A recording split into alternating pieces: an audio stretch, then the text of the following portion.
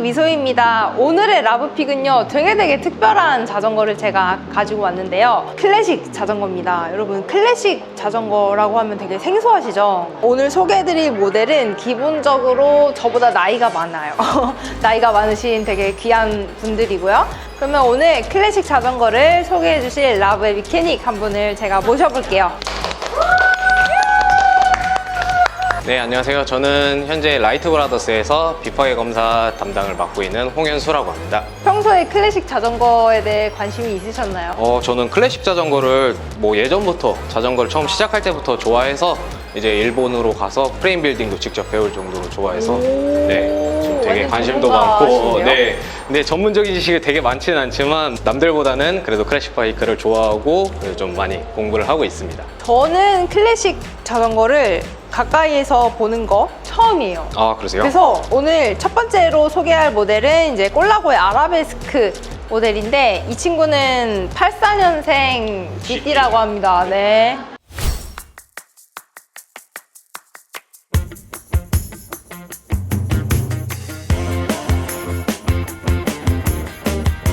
아라베스크 모델은 이제 요 러그라고 하는 프레임에서 파이프하고 파이프를 이어주는 부분을 러그라고 하는데, 이 러그를 손으로 깎으면서 불꽃 모양으로 깎았어요. 불꽃 모양을 이제 이탈리아로 아라베스크라고 해서 이제 모델명이 아라베스크가 됐습니다. 아라베스크가 불꽃을 뜻하군요. 네. 이 당시에는 사실 경량화를 신경 쓰던 시대는 아니어서 일단 최대한 아름답게 만드는 거를 목적으로 뒀었기 때문에 이렇게 만들게 됐습니다.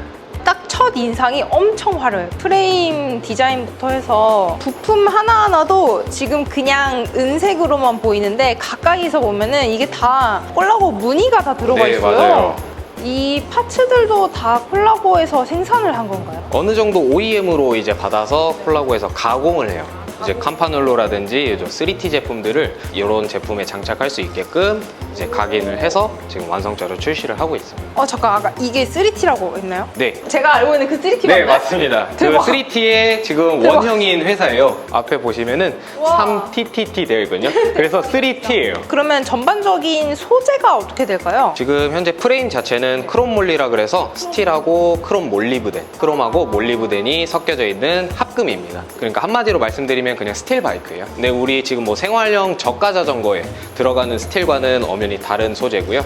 일단 가볍고 튼튼한, 훨씬. 그럼 이 자전거를 탔을 때 승차감이 어떨까요? 일단은 카본 자체는 되게 탄성도 있고 그리고 이제 가볍고 그런 특징을 가지고 있는데, 얘는 어느 정도 무게를 가지고 있지만 소재 자체가 금속이기 때문에 좀 물러요, 카본보다는. 아, 무르다. 그렇기 때문에 승차감이 부드러워요.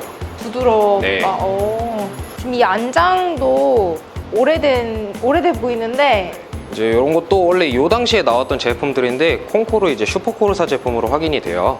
이런 제품들도 이제 1980년대부터 이제 이런 방식들을 많이 사용을 했었죠. 이제 콩코드 에어코드라든지 이런 쉐입들의 안장들이 그 당시에는 이제 주류로 일을. 그럼 이 자전거가 지금 30년이 넘었잖아요. 만약에 이걸 타다가 부품이 어디가 파손이 되거나 아니면 타이어가 펑크가 나면은 혹시 그 부품을 구할 수가 있나요? 일반적으로 지금 소모품, 케이블이라든지 타이어라든지 이런 거 같은 경우에는 현행 파츠하고 어느 정도 호환성은 다 있어요. 그래서 지금 어느 정도 교체는 가능하지만 나머지 변속기, 구동계라든지 이런 부분에 있어서는 사실 파손되면 아무래도 단종된 지 오래된 제품이다 보니까 부품 수급이 쉽지는 않습니다. 저 이거 알 것 같아요. 이거 펌프죠? 네, 맞습니다. 펌프가 이것도 이제 레이스 중에 펑크를 떼우기 위한 용도로 달려있는 거죠? 네, 맞습니다. 로드레이서 같은 경우에는 지금은 지금 뚜르 드 프랑스라든지 이런 대회를 보시면은 중립 차량이 쫓아다니면서 기재 트러블이 발생을 하면은 이제 조치를 취해주곤 하는데 이 당시에는 서포트카가 없었어요. 때문에 기재 트러블이 발생을 하면은 선수가 직접 내려서 자기 자전거를 수리를 해야 되는 그런 상황들이 있었습니다. 이게 타이어를 직접 튜블러 타이어를 이렇게 메고 다니시는 선수도 있었어요.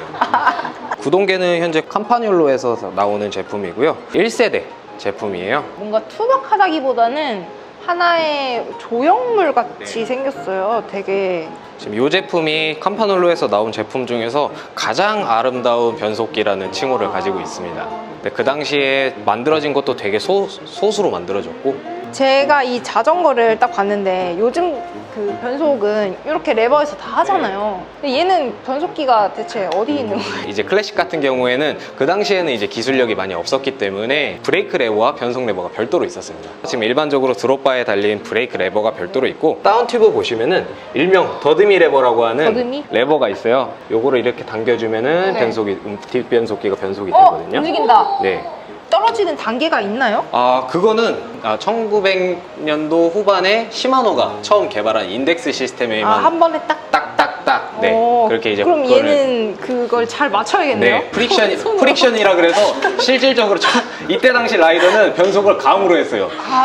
소리가 안 나면은 단수가 맞춰졌겠구나. 이 자전거를 만약에 탄다. 그러면은 어떻게 타야 될까요? 아무래도 오래된 제품이기도 하고 이제 부품 수급이 좀 어렵다 보니까 이런 제품은 그냥 가까운 뭐 이제 한강이라든지 한강. 네, 이제 좀 편하게 타실 수 있는 라이딩이나 아니면은 좀 분위기 있는 카페를 간다든지 네, 그런 때 이제 타시면은 그래도 아무래도 이목을 끌지 않을까. 그러겠다. 네. 단 한 대밖에 없는 건가요? 그러면? 이 제품은 컬러별로 전 세계 60대 정도씩 발매가 됐어요. 그래서 아마 국내에 있는 것도 극소수일 거예요, 전 세계적으로. 와. 일단은 요거 상품화에 있어서는 저희가 이제 위탁 제품으로 받았는데 1차적으로 검수를 진행을 하고요. 프레임만 별도로 분해를 해서 저희가 비파기 검사를 통해서 프레임 자체에 이상은 없는지, 뭐 파이프가 깨진 곳은 없는지, 이제 이런 용접 부분들에서 이제 용접 불량이 있는지 없는지 전부 다 검수를 진행을 하고요. 이 상태에서도 타실 수 있게끔 지금 세팅은 해놓긴 했습니다. 그럼 이 자전거를 탈 수 있는 라이더의 신장 어떻게 될까요? 지금 현재 이 모델은 54 사이즈로 170 중반에서 180 전후까지는 그분들에게 맞을 것 같습니다. 그럼 다음 자전거로 한번 보러 가볼까요? 네.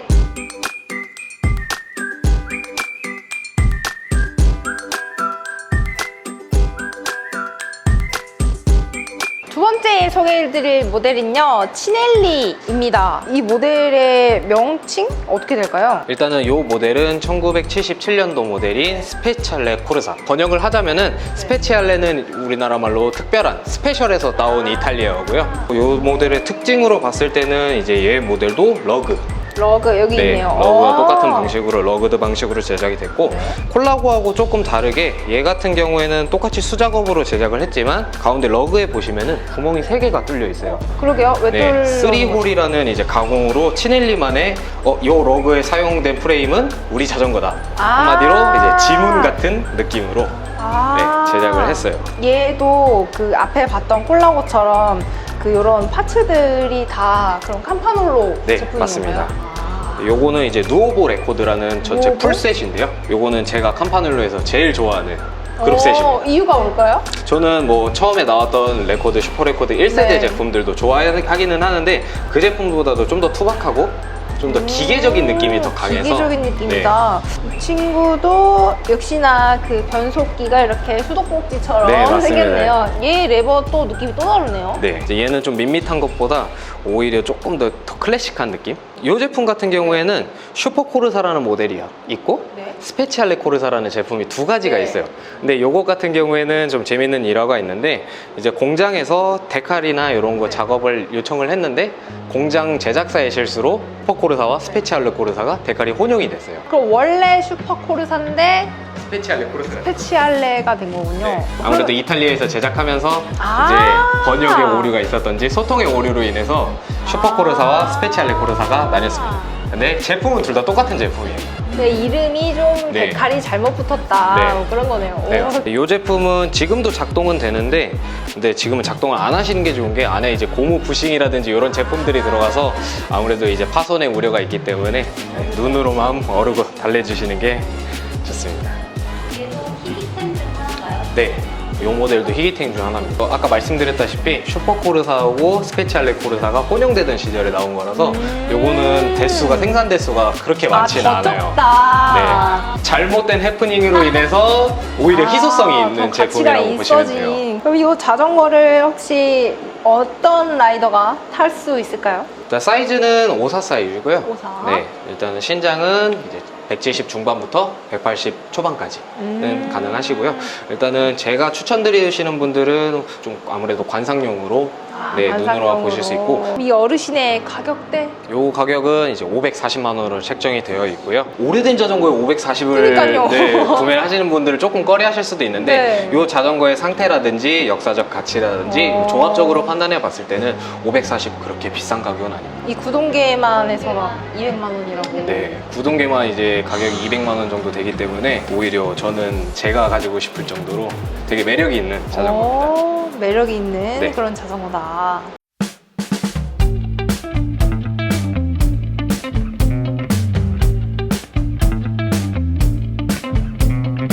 초치 같은 경우에는 1960년도에 이제 여러 프레임 빌더들이 공방들이 모여서 만든 브랜드고요.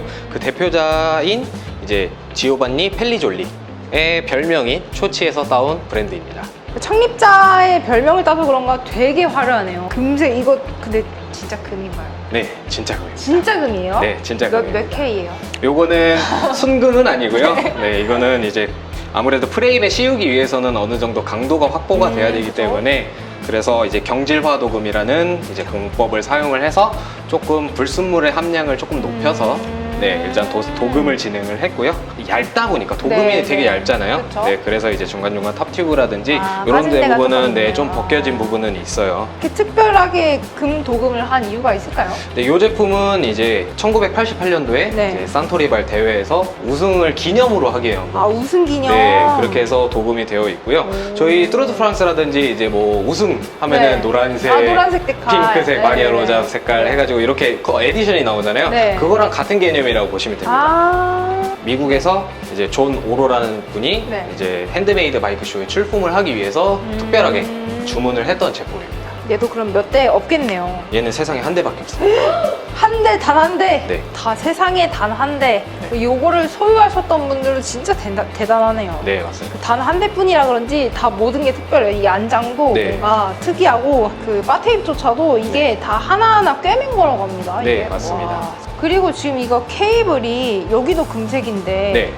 이렇게 출시가 된 건가요? 아니요, 요거는 출시 당시에는 일반 케이블로 장착이 됐는데 네. 아마 요거 처음에 수집하셨던 분이 네. 요 케이블 위에다가 시트지를 이렇게 감아주셨더라고요. 이거는 이제 현대에서 현대 산물인 거. 기술입니다. 저도 깜짝 놀랐어요. 그럼 이 자전거에는 아까 봤던 그 구동계가 네, 달려있는 캄파놀로 거? 누오보 레코드가 사용이 레코드. 됐고요. 요거는 이제 조금 버전이 다른 모델이에요. 아, 다른 그 버전이다. 초기 모델 네. 두오보 레코드에서 네. 그 이후 세대에 나온 모델이고요. 근데 제가 궁금한 게 아까 세대째 소개를 하고 있는데 네. 다 구동계가 캄파예요. 네, 맞습니다. 왜 그런 아무래도 1970년도까지는 이제 전문적으로 구동계만 만드는 회사는 유럽에만 있었어요. 이제 그 중에서도 제일 유명한 캄파놀로가 있었기 때문에, 네. 그리고 오늘 소개해드린 자전거들이 전부 다 유럽 자전거여서 네, 아무래도 이탈리아에서 온 친구. 자기네들 국뽕이 있기 때문에 아. 자기네들 나라 자전거에는 자기네들 파츠를 장착하는 맞춰야 게 된다. 네, 그런 그래서. 것도 있어서 대부분 클래식 자전거에는 이제 캄파놀로가 많이 장착되어 있는 이유가 있어요.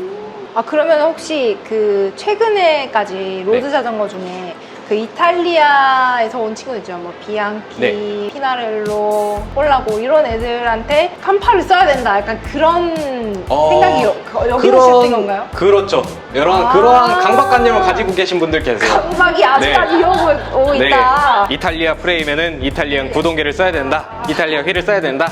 라고 하시는 분들도 계세요. 지금 이 휠을 보면은 제가 아는 브랜드 나왔습니다. 마빅. 네, 맞습니다. 마빅 마빅입니다. 휠이라고요? 네, 마빅에서 나오는 와. 림이고요. 탈 수는 있는 거죠? 네, 지금 상태에서 주행은 충분히 가능하고요. 저희가 주행 가능할 수 있게끔 세팅을 맞춰놓은 상태라서 뭐 만약에 구매를 하시더라도 네. 뭐 나는 보관보다 이 자전거를 타고 싶다. 밖에 나가서 이목을 끌고 싶으시다 하시면은 충분히 주행 가능하십니다. 그럼 키가 어느 정도 돼야 될까요? 53 제품이고 일단 신장은 170에서 77까지는 77. 충분히 타실 수 있으세요.